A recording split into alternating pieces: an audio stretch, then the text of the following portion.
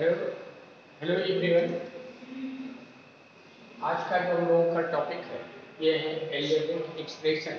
Algebraic expression एक common chapter है जो हम लोग प्रॉपर्ली इसको 6 to 10 तक इसको पढ़ते रहते हैं, जिसमें से कुछ पॉइंट हम इसमें से बताएंगे। जैसे ये है एल्जेब्रिक एक्सप्रेशन। तो एल्जेब्रिक एक्सप्रेशन क्या है? What is algebraic expression? तो a combination of constant and variable connected by some or all of the four fundamental operation। Four fundamental operation कौन कौन से हैं? पॉजिटिव है, नेगेटिव है, मल्टीप्लाई है, add, divide is called and algebraic. तो इनको हम क्या कहेंगे? एल्जेब्रिक एक्सप्रेशन कहेंगे। एल्जेब्रिक एक्सप्रेशन में हम कुछ एग्जांपल लेते हैं जो हमारे पास है।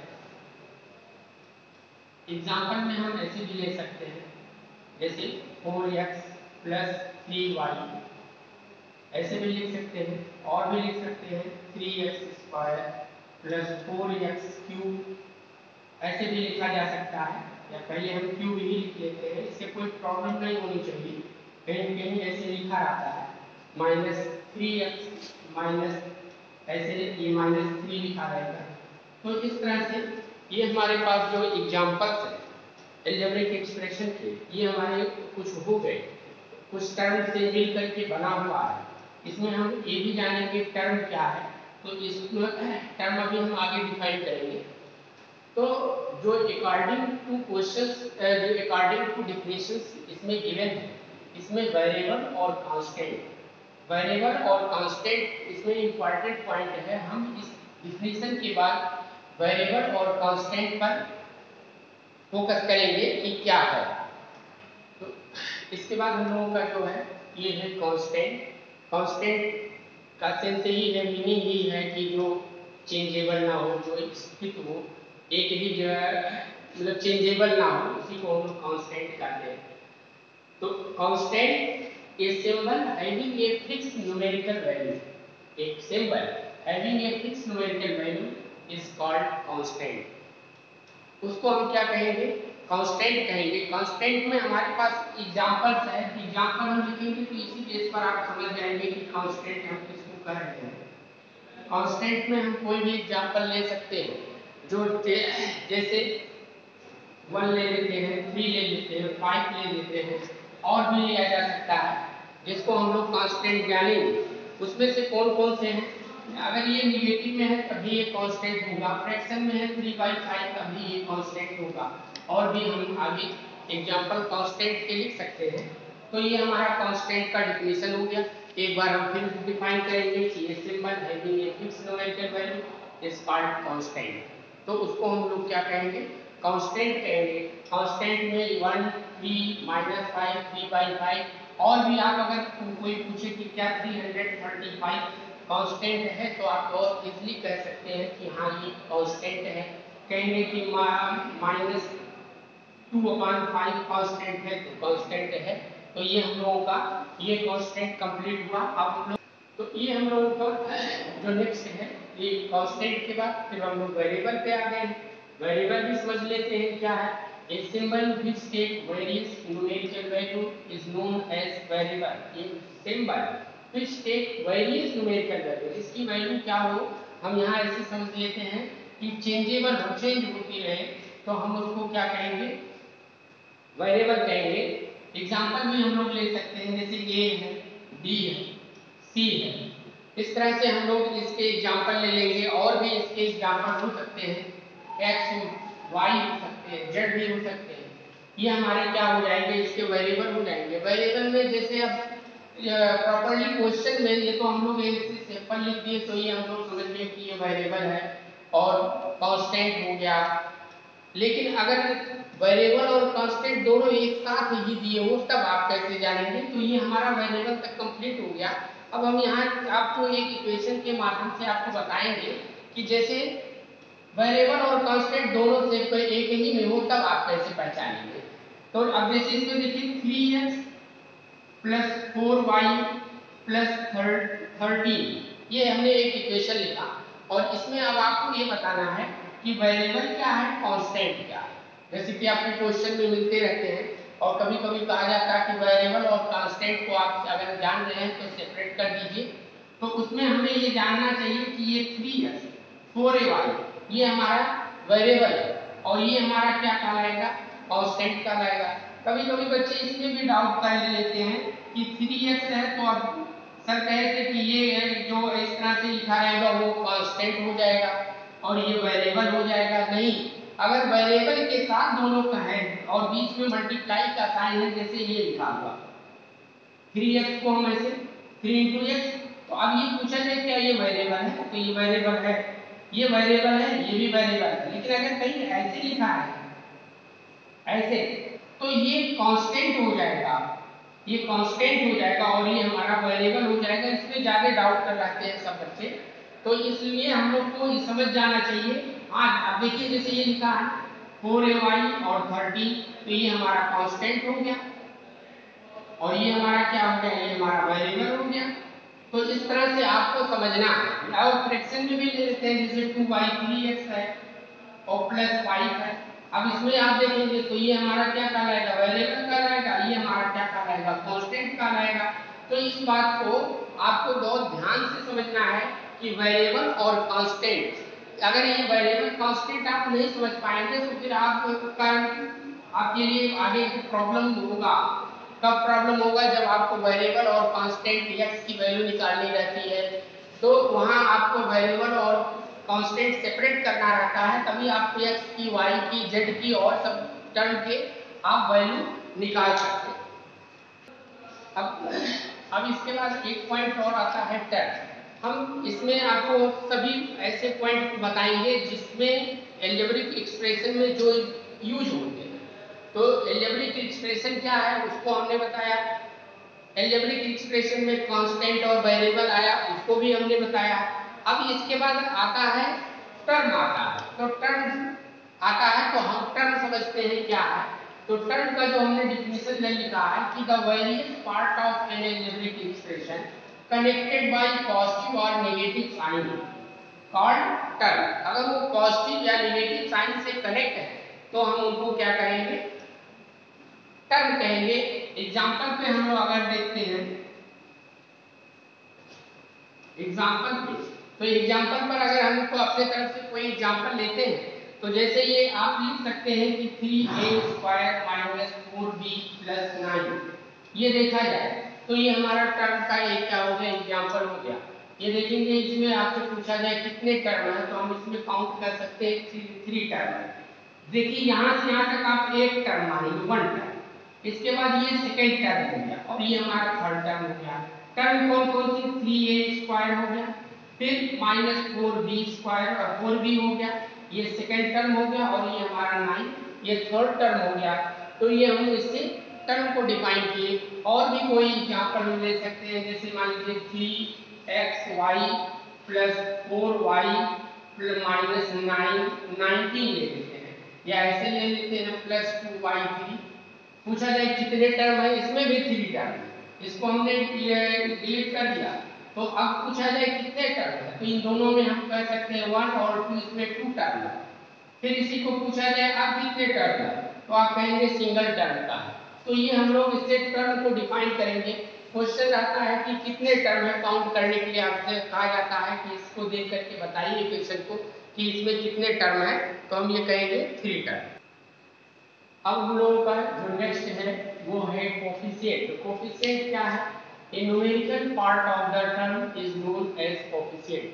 Numerical part of the term is known as coefficient. Coefficient में हम लोग जैसे 3x² +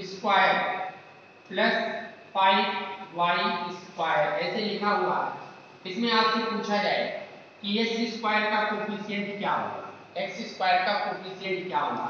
ये जैसे लिखा है ना 3x² और इसमें पूछा जाए x² का कोफिशिएंट क्या होगा, तो आपको बताना है 3, क्योंकि न्यूमेरिकल पार्ट जो लिखा है numerical part of the term, term का न्यूमेरिकल पार्ट है। देखिए टर्म आया ना, तो टर्म में अगर पूछा जाए कितने टर्म है इसमें, how many terms are there in this equation, तो हम बोलेंगे 2 टर्म, 1 और 2। तो इसी को लिखा है the numerical part of the term, मतलब टर्म का जो न्यूमेरिकल पार्ट है उसको हम क्या कहेंगे, कोफिशिएंट कहेंगे। तो 3x² में x² का कोफिशिएंट कितना होगा, 3 होगा। 5y² में पूछा जाए y² का कोफिशिएंट कितना होगा तो आप कहेंगे 5 हो जाएगा। फिर आपसे पूछा जाए कि अगर ऐसे लिखा रहे कहीं 7x² ऐसे है, पूछा जाए कि इसमें बताइए y² का कोफिशिएंट कितना होगा, तो सॉरी y का अगर कोफिशिएंट आपसे पूछा जाए तो y का कोफिशिएंट, तो y को आप यहां से बाहर कर लीजिए, बचा कितना 7x², तो ये 7x² हो गया। ठीक, तो इसी तरह से हमको समझना है। अब अगर इसमें से पूछा जाए, ये अगर y का कोफिशिएंट पूछा तो रिमेनिंग पार्ट जितने बच रहे हैं वो आपके क्या हो जाएंगे, कोफिशिएंट हो जाएंगे, स्क्वायर लगेगा।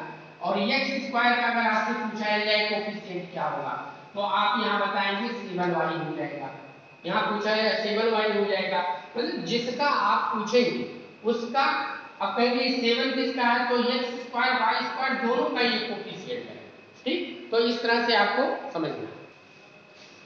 अब इसके बाद आता है हमारा लाइक टर्म। तो लाइक टर्म में देखेंगे डिफिनेशन क्या है, the terms having same variable with same power are known as like term. आया ना वेरिएबल, तो वेरिएबल अगर आप यहाँ समझेंगे तभी आप समझ पाएंगे कि ये लाइक टर्म है कि अनलाइक टर्म है। वेरिएबल आप समझिए, वेरिएबल हमने बताया भी था कि द टर्म, और टर्म को भी हमने बताया था, इसलिए हम एक एक पॉइंट को यहाँ डिफाइन करते रहे हैं, टर्म और वेरिएबल। तो इसमें the terms having same variable with same power. जो एग्जांपल ले लेते हैं, जैसे मान लीजिए 3x² हमने ले लिया, 3x² ले लिया और यहाँ हम लिए 5x²। अब अगर इस डिफिनेशन के अकॉर्डिंग देखा जाए कि the term having variable, the term having same variable with same power, variable भी उसका सेम हो और पावर भी उसका सेम हो तो हम कहेंगे वो लाइक टर्म है। अब देखेंगे वेरिएबल x यहाँ है, x है, और यहाँ देखेंगे ये x है। अब इसका पावर भी देखिए, यहाँ पावर 2 है और यहाँ पावर 2 है, तो हम ये कहेंगे कि ये लाइक टर्म। अब देखिए ये लाइक टर्म हो गया। अब पूछा जाए कि बताइए 5xy और यहाँ 3y3yx पूछा जाए लाइक टर्म है, तो इसका ऑर्डर चेंज हो जाने से हम लाइक और अनलाइक नहीं कहेंगे। हमें केवल किस बात का ध्यान रखना है कि उसका बेस और पावर दोनों सेम, जिसको हम लोग वेरिएबल और पावर हमने कहा है। तो देखिए x y यहाँ और x y यहाँ, x y यहाँ, पावर इसका 1 है, यहाँ भी 1, इसका पावर 1, इसका, इससे हमको नहीं मतलब, इसके कोफिशिएंट से हमको मतलब नहीं, याद रखिएगा।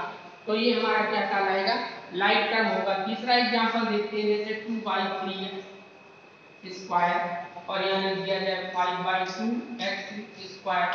पूछा जाए क्या ये लाइक टर्म है, क्या ये लाइक टर्म है, तो हम कहेंगे हाँ ये लाइक टर्म है, क्योंकि हमें यहाँ कोफिशिएंट से नहीं मतलब है, इससे ये लाइक टर्म हो जाएगा। तो हमारे लाइक टर्म के कई एग्जांपल हो गए। अब अगर इसी इक्वेशन में आ जाता है एक छोटा सा, हम आपको थोड़ा सा एग्जांपल लेके बता दे रहे हैं कि लाइक टर्म जैसे आपसे कहा जाता है कभी कभी कि 3x² में 3x² plus y² plus 5x² ऐसे कहा जाता है, और इसी को सॉल्व कर दीजिए। तो अगर इसको सॉल्व करने के लिए आप कहा जाता है तो आप इसमें देखेंगे 3x² और 5x², इसका मतलब कि आपको ये जो लाइक टर्म है इनको एक साथ कलेक्ट करके ऐड कर लेना है, 8x² और ये y²। आप कहेंगे इन दोनों को क्यों नहीं हम ऐड कर सकते, क्योंकि ये दोनों क्या हो गए, अनलाइक टर्म हो गए, और हम अनलाइक टर्म है तो इसलिए ऐड नहीं कर सकते। अब हम लोगों का यहाँ जो पॉइंट आता है अनलाइक टर्म। लाइक अगर टर्म हमने सीखा है तो अनलाइक टर्म की भी बात कर लेते हैं। तो अनलाइक टर्म में the term having different variable और power are known as unlike term. मतलब उनका, जैसे हमने एक एग्जांपल लिखा 3x² y और यहाँ लिखा 7xy², ये देखिए ऐसे हमने लिखा। तो इसमें क्या होना चाहिए, ये अगर हम देखें तो ये हमारा अनलाइक टर्म है।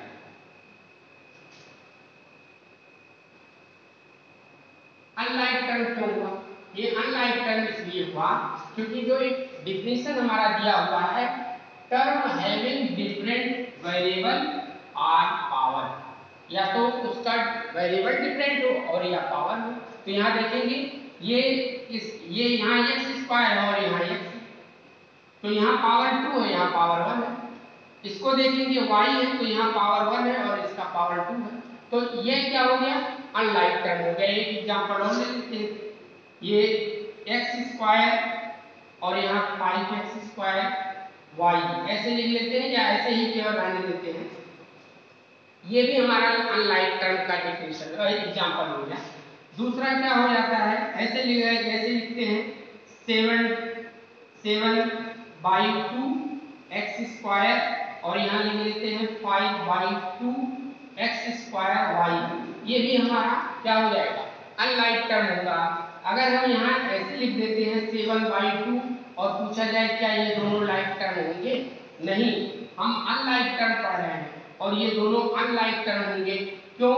क्योंकि यहाँ देखिए पावर तो इसका सेम है, लेकिन ये देखेंगे यहाँ x स्क्वायर है और यहाँ x स्क्वायर y है, इसलिए ये क्या हो जाएगा, हमारा अनलाइक टर्म हो जाएगा।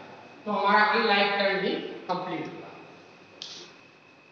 अब इसके बाद हमारा जो नेक्स्ट है various type of algebraic expression. Various type of algebraic expression में हम डिफरेंट टाइप से पढ़ेंगे। जैसे ये मोनोमियल्स, तो मोनोमियल्स में क्या है, monomials an expression which contain only one term is known as monomials. तो पहले आप यहाँ ध्यान देना है कि टर्म, जो टर्म आया है, तो टर्म जैसे आपसे, ये तो हम अलग से बता रहे हैं कि जैसे ये बार 3 आता 5x स्क्वायर प्लस 3x, ये पूछा जाए कितने टर्म का, तो ये 2 टर्म हो गया। तो ये देखिए ये एक टर्म ये हो गया, एक टर्म ये हो गया, तो उसी बेस पर है कि expression which contain only one term, इसका मतलब कि केवल एक टर्म, ऐसे केवल एक टर्म हो तो हम समझेंगे वो क्या है, मोनोमियल्स। वो क्या है, मोनोमियल्स। अब 7x monomials, 7x monomials example है 2/3 x square y square monomials है, -5/2 xy मोनोमियल्स है। तो ये हमारे जो हो गए मोनोमियल्स हो गए। सिंगल टर्म होना चाहिए and expression which contain only one term is known as monomials. अब कहेंगे केवल अगर ये 7 अकेले रहे तो क्या ये मोनोमियल्स होगा, हाँ ये मोनोमियल्स होगा, ठीक। तो ये कहेंगे अगर माइनस लगा रहे तो क्या मोनोमियल्स होगा, तब भी होगा। कहीं भी माइनस लगा रहेगा तो हमारा ये क्या होगा, मोनोमियल्स होगा। मोनोमियल्स में वन टर्म होना चाहिए। इसके बाद हम बताते हैं बाइनोमियल्स बताते हैं। अब बाइनोमियल्स में हमारा क्या है, an expression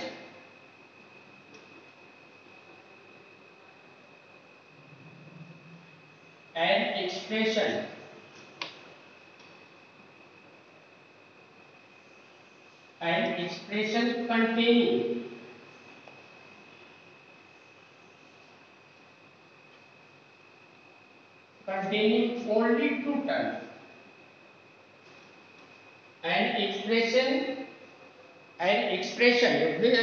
an expression containing only two terms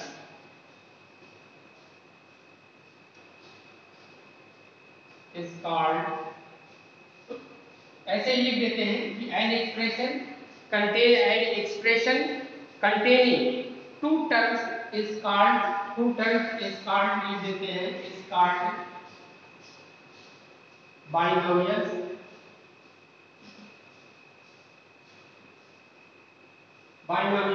N expression containing only two terms, केवल दो टर्म अगर वो कंटेन कर रहा है तो वो हमारा क्या हो जाएगा, बाइनोमियल्स हो जाएगा।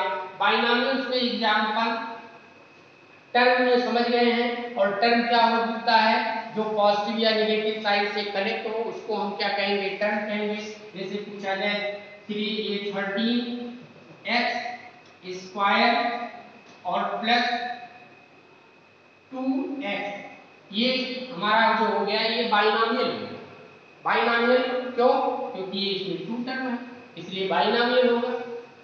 वन टर्म होता मोनोमियल्स होता, ये हमारा क्या हो गया, बाइनोमियल्स हो गया। और एग्जांपल देख लेते हैं 5xy प्लस 8 बाइनॉमियल्स हो गया।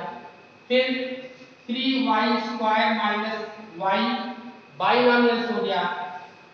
-6 प्लस y स्क्वायर बाइनॉमियल्स हो गया। फ्रैक्शन में लिख देते हैं 2/3y स्क्वायर प्लस 5 बाइनॉमियल्स होगा। तो ये हमारा क्या हो गया, बाइनॉमियल्स हो गया। अब हम इसके बाद ट्राइनॉमियल्स चलते हैं। तो इसके बाद हम लोग अब ट्राइनॉमियल्स चलते हैं, देखते हैं ट्राइनॉमियल्स क्या है। तो ट्राइनॉमियल्स में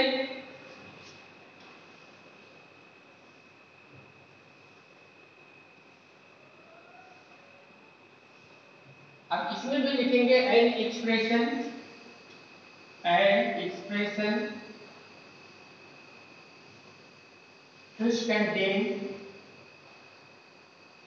which contain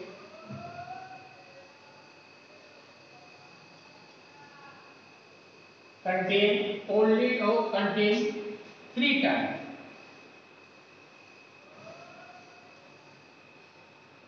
An expression which contains three terms.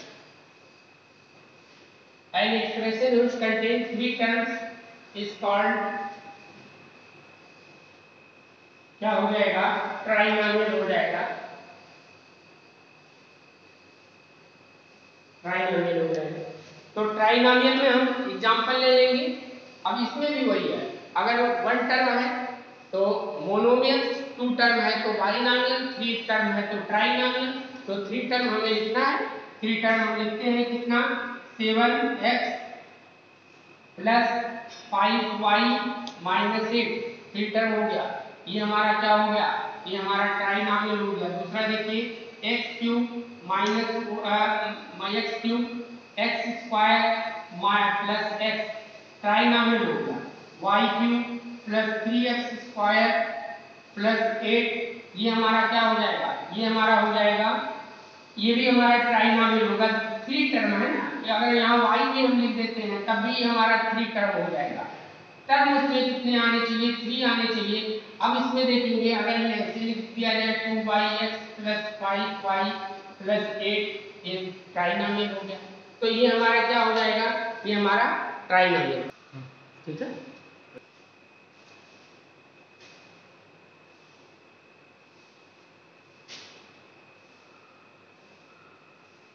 इसको लिख लें जिससे खत्म हो जाए।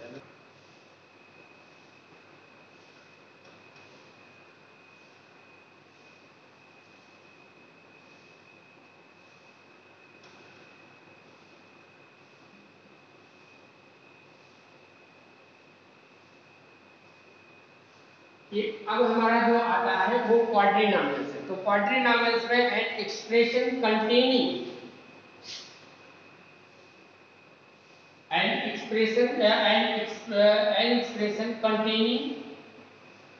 containing four terms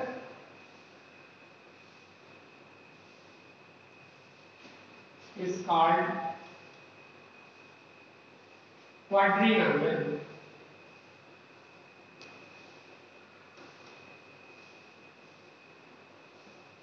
An expression which contain an expression containing four terms is called quadrinomial. तो ये हमारा क्या हो जाएगा, क्वाड्रिनॉमियल्स हो जाएगा। और क्वाड्रिनॉमियल्स में हमारे पास कम से कम उसमें 4 टर्म्स कंटेन करने चाहिए, जैसे x square plus y square plus z square minus 3xyz, ऐसे हमने लिख दिया। तो ये क्या हो गया, ये क्वाड्रिनॉमियल हो गया। क्वाड्रिन में इसमें कितने टर्म है, 4 टर्म है। और भी लिखा जा सकता है x square minus y square minus z square और माइनस 5, ऐसे लिखा जा सकता है। इसको प्लस भी बना सकते हैं। ये हमारा क्या हो जाएगा, क्वाड्रिनॉमियल हो जाएगा। और एक बार अब इसके बाद क्वाड्रिनॉमियल के बाद हमारा आता है पॉलिनॉमियल्स आता है। तो पॉलिनॉमियल्स भी हम लोग समझ लेते हैं, इसको भी यही बता देते हैं, जिससे हमारा जो पॉलिनॉमियल्स है, पॉलिनॉमियल्स जो है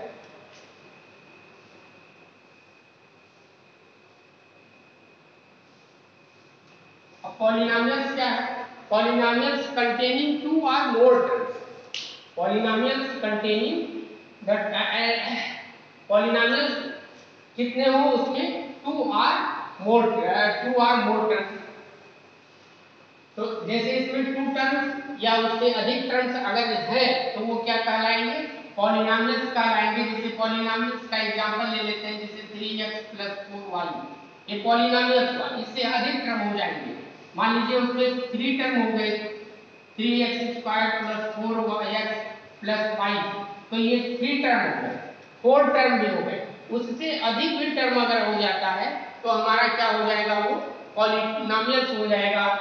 तो पॉलिनोमियल्स का डेफिनेशन हम समझेंगे, terms containing over 2 or more terms is called polynomials. तो ये हमारा पॉलिनोमियल्स का यहाँ हम डेफिनेशन बता दे रहे हैं कि जिससे डाउट ना रहे कि an expression containing 2 or more terms is called polynomials. जिसमें 2 या 2 से अधिक टर्म कंटेन करते हैं तो वो क्या कहलाएंगे, पॉलिनोमियल्स कहलाएंगे। इसके पहले भी हमने ऐसे ओरल बता दिया था। तो इसलिए देखिए example x² + y² + z² - 3xyz, ये हमारा क्या हो गया, ये हमारा पॉलिनोमियल्स हो गया। तो हमारे इस तरह से कई एग्जांपल हमने पहले भी बताया, इस तरह से हमारा ये, तो ये हमारा जो अलजेब्रिक एक्सप्रेशन था, अलजेब्रिक एक्सप्रेशन में हमने क्या क्या बताया, एक बार हम लोग उसको रिवाइज कर लेते हैं। इसके बाद हम लोग जो नेक्स्ट लेक्चर रहेगा उसमें इसके आगे के कुछ पार्ट पढ़ेंगे। तो जैसे हमने अलजेब्रिक एक्सप्रेशन क्या क्या है उसको हमने बताया, कांस्टेंट उसमें है, वेरिएबल हमने भी बताया है, कांस्टेंट वेरिएबल बताया, फिर टर्म हमने बता रखा है, उसके बाद फिर उसमें लाइक और अनलाइक टर्म हमने बताया है, उसके बाद फिर वेरियस टाइप्स ऑफ पॉलिनोमियल्स हमने बताया, जिसमें मोनोमियल्स बताए, बाइनोमियल्स बताए, ट्राइनोमियल्स बताए, क्वाड्रिनोमियल्स बताए और उसके बाद पॉलिनोमियल्स बताए। अब हमारा ये लेक्चर कंप्लीट हुआ।